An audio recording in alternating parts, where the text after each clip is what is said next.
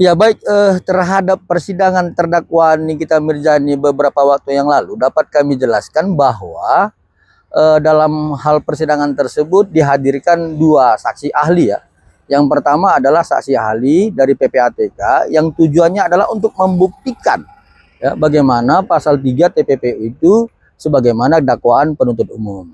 Dan hal yang menarik bagi kami, saksi ahli PPATK menyampaikan bahwa predikat krime itu tidak perlu dibuktikan sebagaimana yang disampaikan oleh penuntut umum dalam dakwaannya untuk membuktikan dari pasal 3 Undang-Undang 8 tahun 2010. Dan kemudian kalau dikaitkan dengan keterangan ahli yang lain yaitu digital forensik dari Polda Metro Jaya, yaitu tentang soal bagaimana percakapan itu benar ya telah dilakukan dan sudah diekstraksi oleh Cyber Polda Metro Jaya terhadap keempat handphone ya. Yang pertama handphonenya terdakwa Nikita Mirzani, yang kedua handphonenya terdakwa Ismail Marzuki, yang ketiga handphone saksi Oki Pratama, dan yang keempat handphonenya dari Dr. Samira. Ya, dari hasil ekstraksi yang dilakukan oleh Cyber Polda Metro Jaya, kita melihat ya beberapa percakapan-percakapan yang ditampilkan dalam layar itu, maka kami berpendapat bahwa dugaan tindak pidana yang disampaikan oleh penuntut umum dalam dakwaannya itu menurut kami sudah mengarah kepada pembuktian dan secara terang benderang ya, seperti itu tentang kehadiran ahli pada persidangan beberapa waktu yang lalu. Dan kemudian kalau tentang soal permohonan penangguhan yang disampaikan oleh terdakwa Nikita Mirzani, ya kembali seperti yang saya sampaikan beberapa kesempatan yang lalu, itu hak dari tersangka maupun terdakwa sebagaimana pasal 31 KUHP. Ya, tapi apakah kemudian majelis hakim mengabulkannya? Ya itu kembali terhadap penilaiannya ya. Salah satu paling utama adalah menurut unsur subjektivitasnya, seperti itu.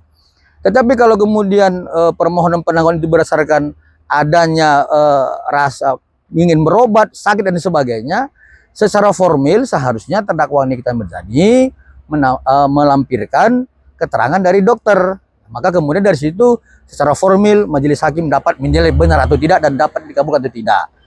Lalu berkaitan dengan gugatan Wan Prestasi, sampai sekarang kami belum mendapat informasi ya, apakah gugatan Wan Prestasi itu ada dibuat kembali, karena sampai dengan sekarang informasi itu belum disampaikan atau rilisnya belum kami dapatkan dari Pengadilan Negeri Jakarta Selatan. Tetapi kembali seperti yang saya sampaikan beberapa kali pada saat sebelum pencabutan gugatan Wan Prestasi awalnya dulu, sebenarnya Wan Prestasi kan harus memenuhi unsur formil.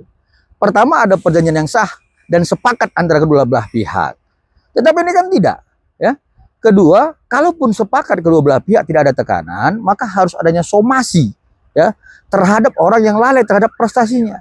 Lalu kemudian pihak yang disomasi tidak mengindahkan ya peringatan somasi tersebut, maka terjadilah yang namanya Wan Prestasi. Maka formilnya akan terpenuhi ketika hal itu dilakukan, maka dapat menurut kami diajukan gugatan Wan Prestasi ya.